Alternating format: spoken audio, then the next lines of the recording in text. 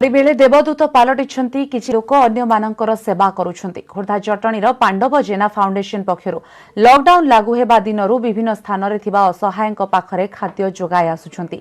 सकाळ जलखियारु आरंभ करी रातिर खाइबा पर्यंत प्रतिदिन 200 असहाय लोकंक पाखरे खाद्य जोगाउछन्ति फाउंडेशन कर्मकर्ता। जटणीर विभिन्न अंचल रे थिबा गरीब असहाय और भिक्षावृत्ति करी पेट पोषुथिबा असहायक पई साहा होईछि पांडव जेना फाउंडेशन।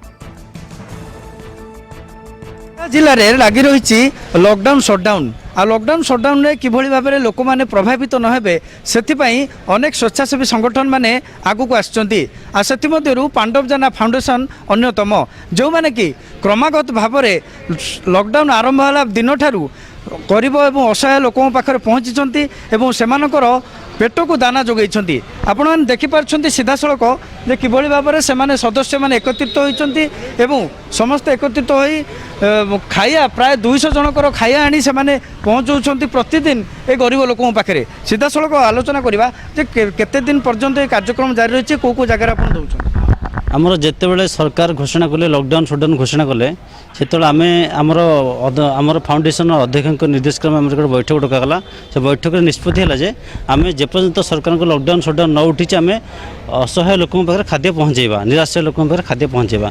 सेबेठार आम प्रतिदिन सकाळ संध्या एवं दीपर 200 लोकों खाद्य आम लोक पाखे पहुँचाऊँ। देखा चाहिए जे से हाथ में सानिटाइजर धरी सानिटाइजर जो मैंने खायापी आसुँच से हाथ को प्रथम सानिटाइज कर खाद्य दिया।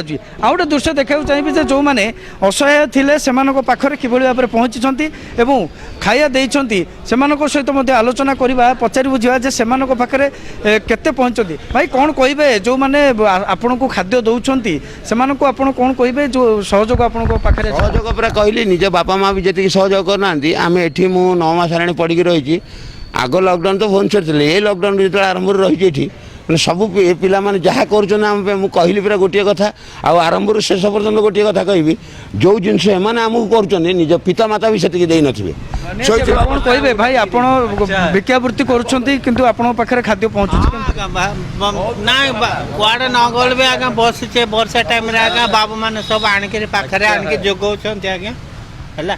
बहुत धन्यवाद आज्ञा बाबू मान सब महलू से प्रशंसा करा जो मैंने असहाय अच्छा जमी लॉकडाउन शटडाउन से वृत्ति चली जाइए जीवन जीविका उपर से प्रभाव पड़ी से समय जटण पांडव जेना फाउंडेशन से पाखे पहुँची एवं 3 ओला जलखिया ठार आरंभ कर रात्रि खाद्य पर्यंत समस्त खाद्य पहुँचाऊँ जहाँकि से पेट कथा बुझे मुहर हस फुटाई। खोर्धारू संतोष कुमार बारिक, न्यूज 18 ओडिया।